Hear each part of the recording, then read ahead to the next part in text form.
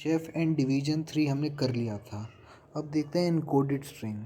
ठीक है, काफ़ी मुश्किल हो जाता है बनाने में, है ना।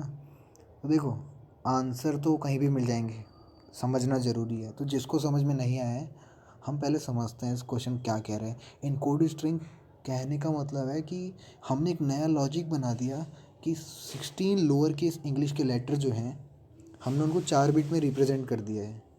तो पहला बिट जो है वो ज़ीरो, मतलब ऐसा कुछ है कि 16 है ना। The first bit of a code is zero if the letter lies among the first 18 letters, else it is 1, signifying that it lies among the last 8 letters. ठीक है, तो एक बार जैसे ABCD करके जा रहे हैं, ठीक है, खूब सारे, इन सब में जो है हमें इनको हिस्सों में बांट दिया हमने। ठीक है, 16 लेटर्स तक, आई थिंक P तक, है ना। ABCD अगर चलेगा पूरा तो 16 लेटर P तक जाएगा। ब्रश को हटा देता हूँ, या पेंसिल ले लेते हैं, साइज थोड़ा बड़ा, हाँ ठीक है। तो लेटर P तक जाएगा, A B से लेके P तक, है ना। तो अब हम क्या करेंगे, तो ये 16 लेटर हो गए। अब इनको 8 पार्ट्स में डिवाइड कर देंगे। इतना करा। अब पहले जो 16 लेटर हैं ये ज़ीरो कहलाएंगे और बाकी 1 कहलाएंगे। ठीक है, कलर चेंज कर देता हूँ, रेड। ये ज़ीरो कहलाएंगे, ये 1 कहलाएंगे। तो पहली बिट हमें पता चल गई, मतलब 4 बिट रिप्रेजेंटेशन ना। तो पहली बिट तो इनके कौन से पार्ट में होने के हिसाब से करी गई है। फिर ये जो 8 बचे, अब इनका विभाजन होगा 4 में। पहले 4 ज़ीरो कहलाएंगे, दूसरे 1 कहलाएंगे, ज़ीरो कहलाएंगे, 1 कहलाएंगे। तो ऐसा कुछ है। ठीक है, तो जैसे अगर देखा जाए, एक ही बात करूँ मैं, ठीक है, ऐसे करके फिर 4 के भी 2 पार्ट होंगे, फिर 2 के 1 पार्ट होंगे, पहले वाला ज़ीरो कहलाएगा, दूसरे वाला 1। तो ऐसे करके चेन चलेगी पूरी। ठीक है, मैं अगर एक ही बात करूँ फ़िलहाल, ए जो है वो हमारा हर बार राइट में आएगा। तो technically it would be 4 zeros. ठीक है, 4 बार ज़ीरोज़ हो जाएंगे। अब रही बात बाकी सब्जेक्ट की, मतलब बाकी नंबर्स की, जैसे P जो है हर बार लेफ्ट में आएगा, तो 1 1 1 1 1। ठीक है, ये 16 के साथ ही हुआ है, तो इस तरह से रिप्रेजेंट करा गया है। तो यहाँ पे सिमिलरली यहाँ पे अच्छे से समझा रखा है। अगर आपको नहीं आया था समझ में, तो मैंने भी कोशिश करी है। तो यही चीज़ बोली है कि जैसे P तक जा रहे हैं, A से लेके P तक, तो ABCD जो पहली बिट होगी वो 1 पे जाएगी और बाकी की 0 पे जाएगी। ठीक है, यानी राइट हैंड साइड वाले 0 होते जाएंगे। तो जैसे J है, J की बात करें तो J कहाँ पे आ रहा है, राइट पे आ रहा है, तो 1 हो गया। फिर देखा जाएगा तो लेफ़्ट पे आ रहा है, तो 0 हो गया। फिर देखा जाएगा फिर लेफ़्ट पे आ रहा है, फिर से 0 हो गया। और लास्ट में the fourth and the last bit of this encoding is 1। तो फोर्थ और आखिरी बिट जो होगी वो 1 होगी। ध्यान देना, पीछे से शुरू हो रहा है। ठीक है, 2 की पावर 0, 2 की पावर 1 याद है, ऐसे करते हैं बाइनरी रिप्रेजेंटेशन। तो पीछे से शुरू करते हैं ना। जैसे जो राइट हैंड साइड में 1 है, मैं पेन नहीं चला सकता, राइट हैंड साइड में जो 1 है वो 0 हो जाएगा। और जो लेफ्ट हैंड साइड में जो 1 है उसकी वैल्यू क्या, 0 1 2 3 पे हो जाएगी, है ना। ऐसा पढ़ा है ना, 2 की पावर 3 यानी 1 इंटू 2 की पावर 3। तो वो देखते हैं अभी। Given a binary encoded string S of length at most 10⁵। तो 10⁵ एट मोस्ट है, हम लॉन्ग लॉन्ग में सबको संभाल लेंगे। और इनपुट दे रखा है, first line of the input contain an integer T denoting the number of test cases. The first line of each test case contains an integer N and the length of the encoded string.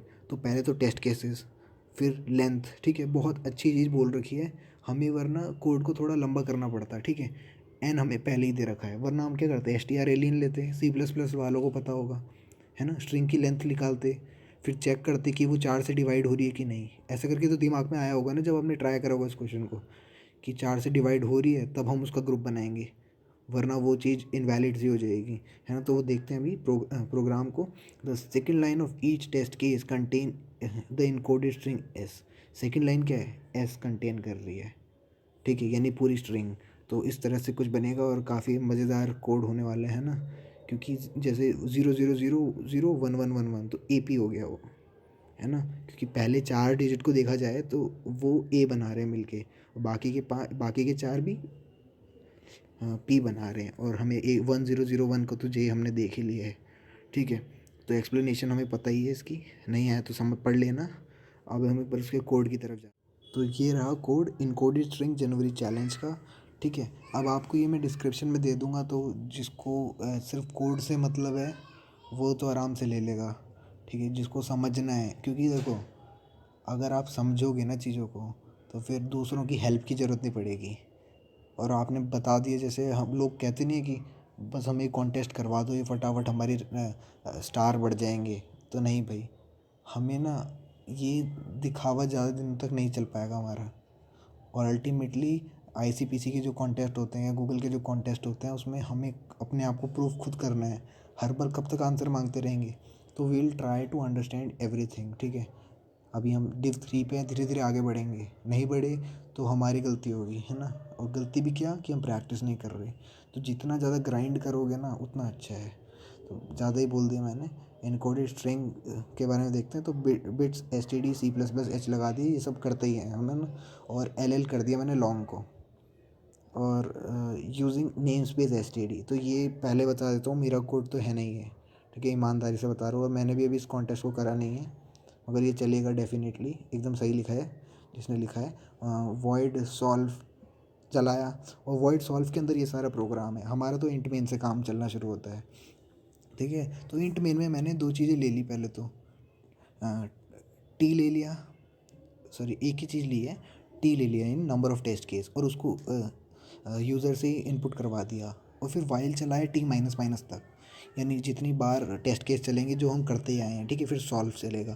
तो ये भी अच्छा method है, coders use करते हैं इसको काफ़ी बार, कि इंट के अंदर लिखते ही नहीं है, एक सॉल्व नाम से एक फंक्शन बना देते हैं, उसी में काम करते हैं। ठीक है, और ये पहले से ही बना के रखते हैं टेम्पलेट, कि हम सॉल्व में जो भी करेंगे क्वेश्चन मांगेगा और फटाफट से सबमिट कर देंगे। ठीक है, क्योंकि हर हमेशा टेस्ट केसेस चलते हैं, हर बार बहुत सारे कॉन्टेस्ट में होता है। तो अब हम आते हैं वॉइड सॉल्व के अंदर। तो वहाँ पे हमने n लिया, यानी नंबर ऑफ़ स्ट्रिंग।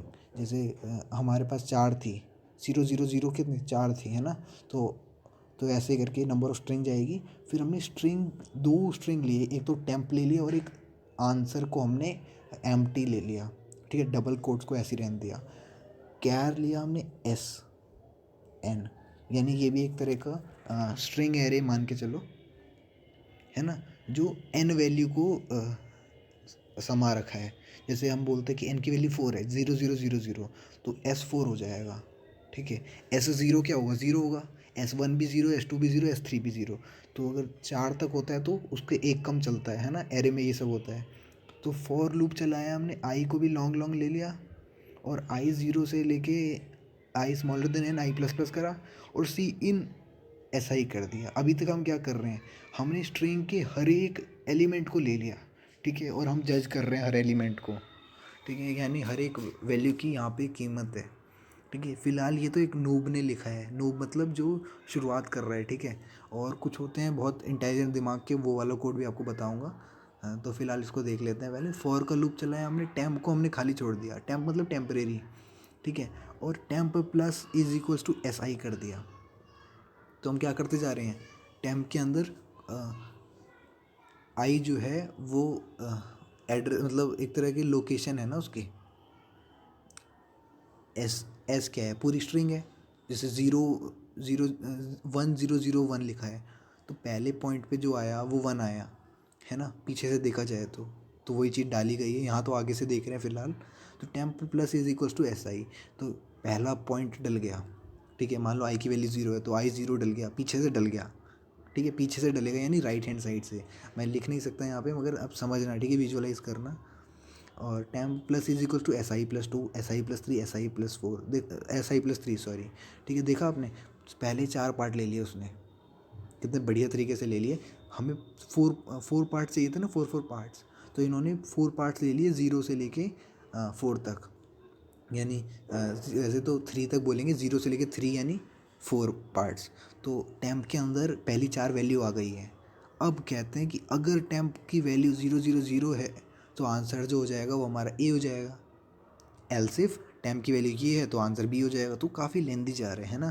तो इस तरह से एलसीफ करेंगे करेंगे करेंगे तो आंसर काफ़ी अच्छा है। वैसे डिव 3 के हिसाब से तो देखो मैं भी यही सोच रहा था आंसर लेने का, मैं भी स्विच केस लगा रहा था, ठीक है। तो इस तरह से आंसर आ जाएगा हमारा। और करेंगे क्या हम, जैसे एक बार टेम की वैल्यू ऐसा ही आ गई, मतलब टेम की वैल्यू से हमने मैच करवा के आंसर निकाल दिया, फिर एंडल कह दो या फिर एंड लाइन कह दो या स्लैश एन कह दो, ठीक है। तो ये ऐसे करके हम आंसर निकाल सकते हैं। अब आई जब चलेगा ऐसे कर करके हम सॉल्यूशन निकालेंगे, ठीक है इसका। और i+4 करा है, ध्यान दो इस बात का। यानी जब ज़ीरो में होगा तो हम पहले 4 पॉइंट निकाल चुके होंगे, पहले 4 पार्ट निकाल चुके होंगे, फिर बाद में आते हैं i+4, यानी इस बार फिफ्थ पार्ट, मतलब फोर्थ जो लोकेशन है वहाँ से शुरू होगा, ठीक है। तो जितने भी पार्ट हैं वो सारे कवर हो जाएंगे इस लूप के अंदर, फॉर लूप के अंदर, ठीक है। और लास्ट में जाके एंडल होगा, जिस तरह से हमारा AP आया था आंसर। तो यही करना है इसमें। और दूसरा तरीका क्या है, पहला तरीका तो ये हो गया, ठीक है। तरीका भी भैया ने लिखा है, इसमें इन्होंने C से करा है, ठीक है। तो stdio.h लगा दिया, stdio.h और math.h। तो इसमें क्या करा है इन्होंने कि T तो पहले टेस्ट केसेस ले लिए, ठीक है। scanf लेते हैं अगर जिनको C पता है। तो वाइल लूप के अंदर पहले T चले गया, ठीक है। अब ये पूरा फंक्शन चलेगा जब तक T की वैल्यू 0 नहीं हो जाती, और हम हर बार जब भी ये लूप चल रहे हैं हम T की वैल्यू को डिक्रीमेंट करते जा रहे हैं। तो n ले लिया हमने, नंबर ऑफ स्ट्रिंग, मतलब कितने स्ट्रिंग के एलिमेंट आने वाले हैं वो भी हमने स्कैन ऑफ कर दिया। अब एक एरे बनाया, इंट एरे, ठीक है। यहाँ पे इंट और कैर में कैसे बदल जाएगा वो देखना है। फॉर का लूप चला है 1 से लेके smaller than equal to n i++, ठीक है। तो n यानी कितने एलिमेंट है स्ट्रिंग के, उतना तक ये लूप चलेगा। और हर बार हम पहले डिजिट, मतलब मॉड्यूलस 1D, मतलब 1D लिखो या सिर्फ D लिखो, बात एक ही है। D मतलब इंटीजर होता है ना। और AI के अंदर हमने वो सारी वैल्यू पुट करती है, तो ये एरे जो है वो बढ़ता जा रहा है इससे। तो सबसे पहले तो हमारा काम है कि सारे इनपुट को ले लेना। फिर if I modulus 4 equal to 0, यानी अगर एक एलिमेंट 4 से डिवाइड हो सकता है, मतलब एलिमेंट तो नहीं, I की वैल्यू i++ कर रहे हैं ना, तो कहने का मतलब है कि अगर I जो है वो 4 से डिवाइड करने पे 0 रिमाइंडर दे रहा है, तो शुरू में 1 के साथ भी नहीं देगा, 2 के साथ भी नहीं देगा, 3 के साथ भी नहीं देगा, डायरेक्ट 4 पे ये लूप चलेगा, ठीक है। ये पूरा लूप इफ़ यहाँ से लेकर यहाँ तक शुरू है, ये पूरा लूप, ठीक है। इफ़ कंडीशन ये पहले 4 बार में ऐसी चले जाएगी, मतलब 0 से लेके, सॉरी I1 से शुरू है ना, तो पहले 3 बार में। तो if I modulus 4 equal to 0, यानी फोर्थ टर्म में ये वाला लूप चलने वाला है, तो हम क्या करेंगे, डिक्रीमेंट की वैल्यू 0 रख लेंगे, ठीक है। डेक हमने एक नया वेरिएबल बनाया है, for int j is equals to I. तो इस बार हमने j की वैल्यू क्या ले लिया, i ले लिया। i क्या था, 4 है ना। तो j 4 हो गया और k 0 हो गया। तो यहाँ पे क्या है कि j अगर बड़ा है i-4 से, ठीक है। इस लूप को, यहाँ पे 2 लूप चल रहे हैं और वो एक नीचे से ऊपर जा रहा है, एक ऊपर से नीचे, ठीक है। नीचे से ऊपर जाने वाला k है और ऊपर से नीचे j है। तो j की वैल्यू i रखी और j ग्रेटर देन i-4 कर दिया, और j माइनस माइनस, यानी j की वैल्यू क्या थी, 4 थी, और 4 - 4 क्या होता है, 0। अगर j 0 से बड़ा है तब ये लूप चलेगा। तो इसका मतलब कितनी बार लूप चलेगा, ये 4 बार, है ना। पहले 4 होगा, फिर 4 से 1 माइनस हुआ तो 3 हो गया, फिर 2 हो गया, फिर 1 हो गया। 1 के बाद 0 नहीं हो सकता क्योंकि यहाँ इक्वल टू का साइन नहीं है j के साथ। और बोले k++, यानी k 0 था और k बढ़ता जाएगा। देखो k जो है वो 2 की पावर है, और हमने बाइनरी में क्या सीखा था कि अगर किसी को भी, डेक मतलब डिक्रीमेंट नहीं है, डेसिमल है, सॉरी, ठीक है। तो डेसिमल को, बाइनरी को डेसिमल करने के लिए क्या करते हैं, ए जे जो है, ए की पावर 4, यानी सबसे लेफ्ट मोस्ट साइड है ना, 4 नंबर हमने अभी ले रखे हैं, और सबसे लेफ्ट मोस्ट साइड पे देखेंगे उसको पावर देंगे 2 की पावर 0, राइट मोस्ट साइड पे के 2 की पावर 0 दे दी। तो उस तरह से हम इस बाइनरी को डेसिमल करने का तरीका है ये, ठीक है। और लास्ट में हमने क्या करा, print F modulus C 97 plus decrement कर दिया। अब 97 क्या करता है, स्काई कोड होता है ना। A की वैल्यू होती है 97, B की 98, ऐसे करके चलता रहता है। तो हमें यहाँ पे वो इफ एल्स का काम नहीं करना पड़ेगा ना, स्विच का करना पड़ेगा, डायरेक्ट लगाना है, ठीक है। प्रिंट एफ यहाँ पे ध्यान से देखो मॉड्यूलस सी लिखा है, तो मॉड्यूलस सी मतलब कि स्विच के मतलब सॉरी स्ट्रिंग ले रखी है ना, यानी आउटपुट जो आएगा वो इंटीजर नहीं आएगा, स्ट्रिंग आएगी। तो 97 में कितना भी जुड़ेगा वो डेसिमल में होगा, है ना, और वही हमारी ए से लेके पी तक की वैल्यू होगी। तो इस तरह से भी कर सकते हैं इस क्वेश्चन को। अब जिसको जो समझ में आ रहा है, ऊपर वाला आसान लग रहा है तो ऊपर वाला करो, वरना नीचे वाला जो है वो ज़्यादा टेक्निकल है ना। मतलब शुरू में कोई ऐसा नहीं सोच सकता, बहुत कम लोग होते हैं, तो जितनी ज़्यादा प्रैक्टिस करोगे उतना अच्छा है। ठीक है फिर।